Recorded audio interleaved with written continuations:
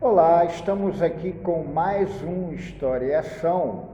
Hoje de volta à sala onde tem o meu projeto, aqui no Colégio Estadual Presidente Rodrigues Alves, onde trabalho, aqui no centro da cidade, e onde tem o meu projeto Cinecepla. Estou muito feliz de estar aqui hoje, nesse projeto que também envolve a escola, que também envolve os alunos e os professores, E estou muito feliz e hoje para dar dica de 3 filmes, tá? Só que hoje vamos conversar mais sobre esses temas, vou me alongar um pouco mais. A primeira dica, e o título desse vídeo é Filmes que o Mundo Esqueceu, mas que são muito bons, pelo menos na minha opinião. A primeira dica do primeiro filme, evidentemente, é Ilusões Perigosas. É esse aqui que está passando aqui atrás na TV, Ilusões Perigosas, de 1995. É um filme sobre fantasmas, isso mesmo, fantasmas, e é um filme maravilhoso. Em 2001, quer dizer, depois de Ilusões Perigosas, nós tivemos um outro filme de fantasma, que também é muito bom, que é Os Outros, com a Nicole Kidman, só que eu não acho tão bom quanto Ilusões Perigosas. Ilusões Perigosas, para mim, é uma verdadeira obra-prima do cinema, uma verdadeira obra-prima cinematográfica, tá ok? É interessante que o meu primeiro contato com essa coisa de fantasmas, de história de fantasmas, foi quando eu era criança, e eu aproveito aqui para relembrar isso, um momento afetivo, muito significativo para mim, nas minhas memórias. E quando meu pai trabalhava lá nos anos 70, no meu tio, porque meu pai era pedreiro, e ele trabalhava lá de empreitada, ele pegava empreitadas, serviços, e nessa época, em algum momento de 1977 ou 1978, no comecinho lá de 1978, ou em dezembro de 77, meu pai estava trabalhando lá, na casa do meu tio Zeli, que já se foi, meu querido tio Zeli. E meu pai estava trabalhando lá e eu passei na banca de jornal e vi um livro lindo, que era o livro do Mickey, um livro grande de capa dura, que na verdade era uma revista em quadrinhos, em formato de livro, com a capa dura realmente belíssimo, cujo título era Mickey Especial, 50 anos felizes com Mickey, que dizia respeito aos 50 anos do camundongo mais famoso do Walt Disney. E uma das histórias desse livro, desse livro gibi, era Mickey na Casa dos Fantasmas. Então foi esse o meu primeiro contato. Eu tinha muito carinho por esse livro e vou ver, quando eu me desapertar um pouco, vou até resgatá-lo e comprar no Mercado Livre ou na estante virtual, porque tem lá, usado, mas tem. E era um livro assim lindo, os desenhos maravilhosos, tirados daquelas histórias publicadas em jornais nos Estados Unidos da década de 30. Então era uma coisa assim fenomenal. E me marcou muito a minha infância, eu devia ter 7 ou 8 anos, E meu pai me deu dinheiro para comprar um pouco a contragosto, mas ele me deu. Esse foi o meu primeiro contato com histórias genuinamente de fantasmas, como é o caso de Ilusões Perigosas, que é uma história genuína de fantasmas, Não é uma história de terror, é um suspense, que tem sim uns toquezinhos de terror, mas também tem uns toquezinhos de romance, e o mais legal, o que eu enfatizo aqui, é que é uma história genuinamente de fantasmas, Sem apelações para coisa de possessão ou do macabro em extremo. É uma história de fantasma, é fenomenal.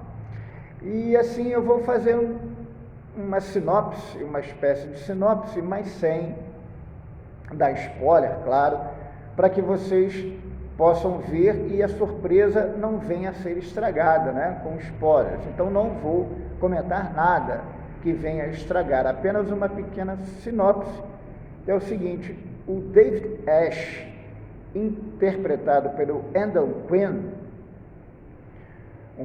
um ator muito famoso à época, ele faz o papel desse psicólogo, do David Ash, que após alguns anos retorna para a Inglaterra. Ele morava na Inglaterra, depois de uma tragédia ele se mudou para os Estados Unidos. Só que em 1928 ele retorna para a Inglaterra e começa a dar aula numa faculdade lá. E sua especialidade é desvendar fenômenos paranormais, isto é, fenômenos que dizem respeito a aparições, a comunicação com os mortos, né? Aquelas sessões de mesa que tinham muito à época, que eram famosas na Europa. Então ele se dedica a desmascarar esses farsantes, não é? E ele lança um livro, né? Ele é um psicólogo, é professor de uma universidade, só que ele recebe o convite de uma babá, de uma senhora já bastante idosa, que mora na mansão Edbrook, em Sussex, interior da Inglaterra, para investigar alguns fenômenos, porque essa babá, ela diz que está sendo atormentada por fenômenos paranormais, por entidades malignas que a atormentam e tiram a sua lucidez. E ele aceita esse convite. E o filme se desenrola, não posso dar nenhum spoiler, não posso contar mais nada. Essa é a sinopse. Como eu disse, é o melhor filme de fantasmas. Na minha opinião, quem fez esse download para mim na época foi o meu querido Michael, lá da Rabois. Eu nem sei se ele ainda faz esse tipo de serviço. O Michael, que eu chamo de Michael Mechanic, meu querido amigo Michael, né? Tem a idade do meu sobrinho Jonas, poderia ser meu sobrinho também, Michael, que gosto muito do Michael, né? Dessa galera mais jovem. E essa é a minha primeira dica: Ilusões Perigosas, fantástico, maravilhoso. Veja que você não vai se arrepender, lá de 1995. A minha segunda dica é um outro filme que também tem um pezinho nessa área aí do sobrenatural, né? E que é um filme também que ele é classificado como suspense / terror, mas só que, na minha opinião, ele trata de batalha espiritual e mais para o lado do suspense também. Ele passava muito nos anos de 2004 e 2006 no SBT, na quinta no cinema e na tela de sucessos, salvo engano, tá, gente? Eu sempre confundo um pouco. Mas, se não for, eu vou colocar aqui embaixo. Mas ele é um filme de 2000, do ano de 2000, tá ok? A Filha da Luz. A Filha da Luz é um filme de 2000, do ano 2000, com a Kim Basinger. E esse filme, A Filha da Luz, né, de 2000,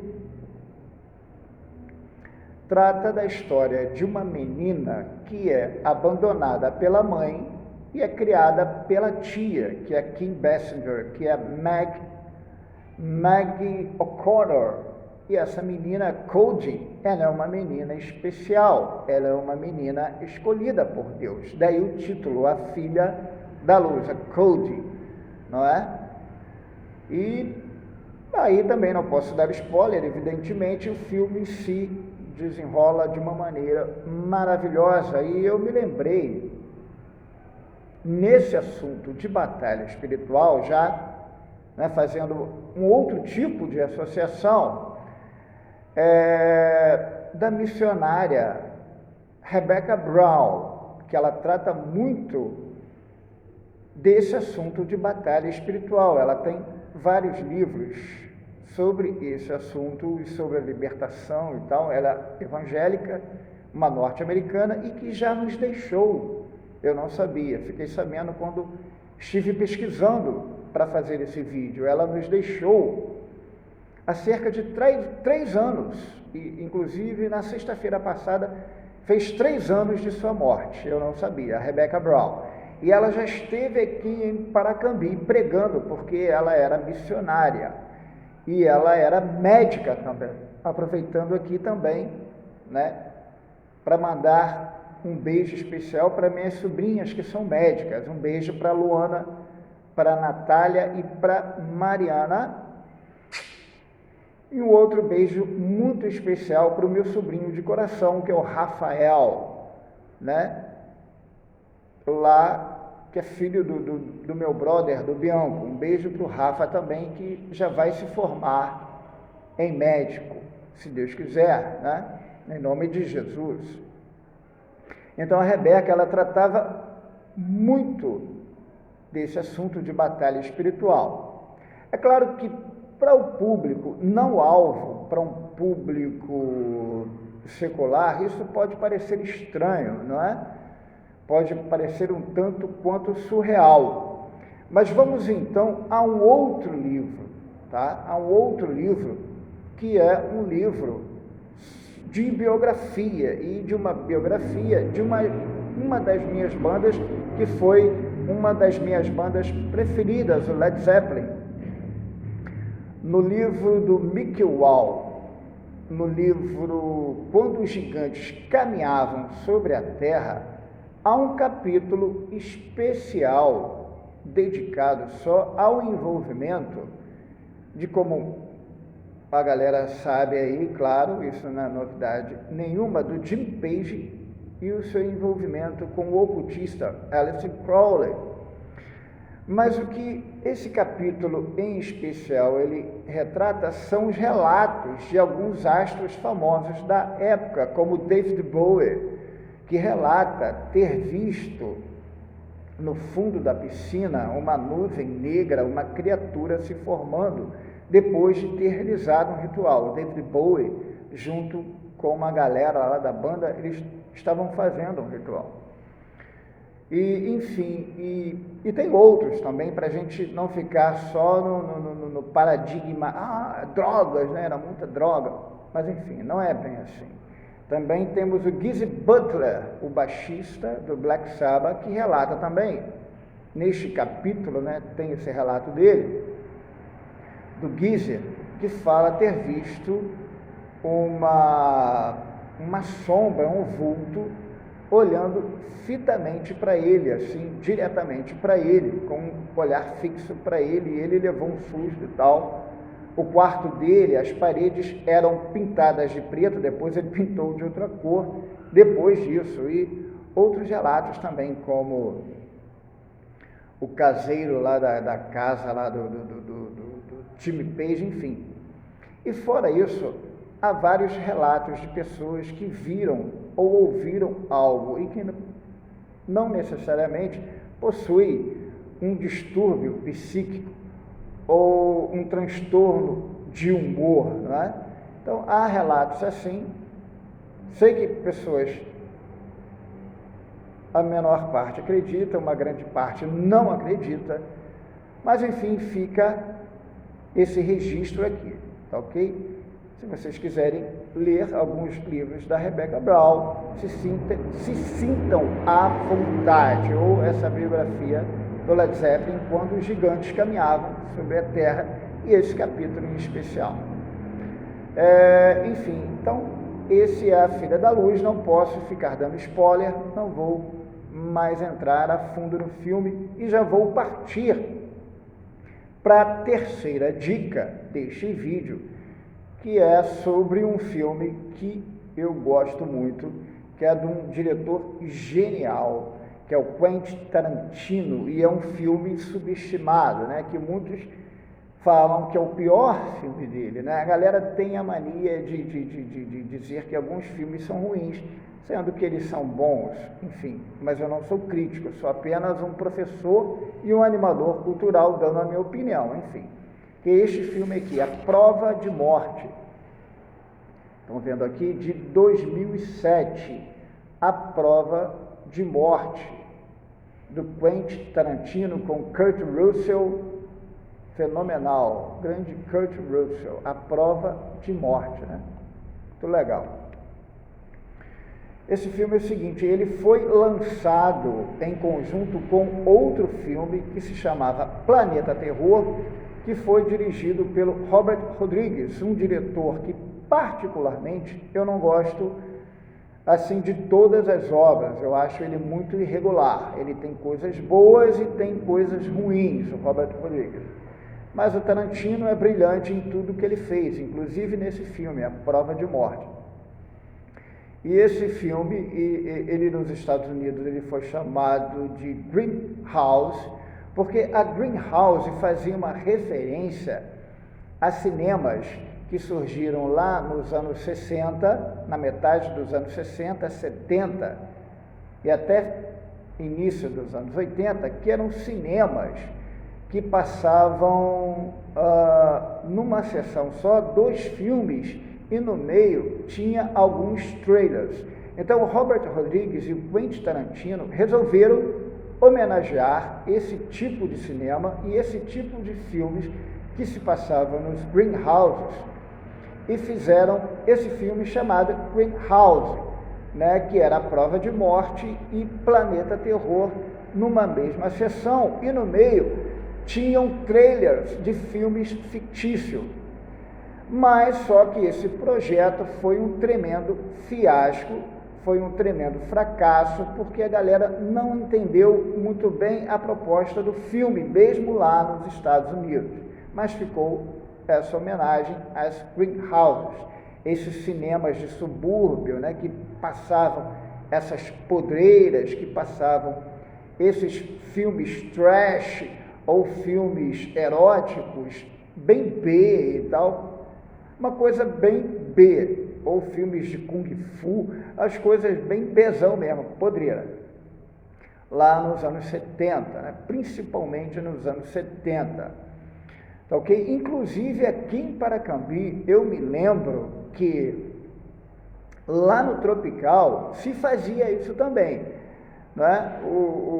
Eu acho que o Tropical se via às vezes como um grindhouse e fazia lá nos anos 70, porque eu me lembro desse tipo de sessão, tá? Se passavam 2 filmes, sempre era um Kung Fu e outro, às vezes era uma porna chanchada brasileira, eram filmes muito baratos, mas seguiam legal, seguiam essas linhas do Grindhouse, né? Interessante a gente comentar. Então tinha isso aqui na nossa cidade, aqui em Paracambi, os Grindhouses, que o Tropical, a seu modo, fazia de uma maneira praticamente perfeita, né? Ele incorporava aquele cinema de subúrbio, aquele cinema B, e passava 2 filmes numa sessão só. Eu mesmo já vi quando criança, porque naquela época não tinha essa coisa de censura, né? E a gente podia entrar nos filmes para ver esses filmes. E A Prova de Morte é uma história de um serial killer, também não posso ficar dando muito spoiler, né? Que é o Dublê Mike, hilário, fenomenal. O filme, como sempre, apresenta diálogos, né, extraordinários que só o Tarantino sabe colocar nas produções, e é muito bacana de se ver, né? Ele vai perseguindo um grupo de meninos, de meninas, de garotais, não de meninos, de meninas, de jovens mulheres, tá ok? E o filme é dividido em 2 partes, há 2 grupos de mulheres que ele persegue, e o mais legal é que esse filme tem disponível no YouTube, tá? Ele está lá disponível no YouTube para quem quiser ver, tá lá, tá? Quem quiser dar uma conferida em A Prova de Morte, eu acho que Planeta Terror não, mas Planeta Terror é ruim, eu vi, particularmente não gostei, mas A Prova de Morte está lá no YouTube para quem quiser dar uma conferida. Pessoal, é isso aí, eu acho que já falei tudo. Se eu esqueci de alguma coisa, está esquecido, porque eu vou já finalizando o vídeo. Um beijo para todos, fiquem todos com Deus e até o próximo E já daqui a alguns dias eu vou no cinema ver Indiana Jones e a Relíquia do Destino com meu querido sobrinho Dudu. Um beijo, Dudu! E vou fazer um vídeo para vocês lá direto do cinema com a minha opinião sobre o novo filme do Indy, tá ok? Um beijo e até lá. Fiquem todos com Deus. Beijo, fui! Valeu!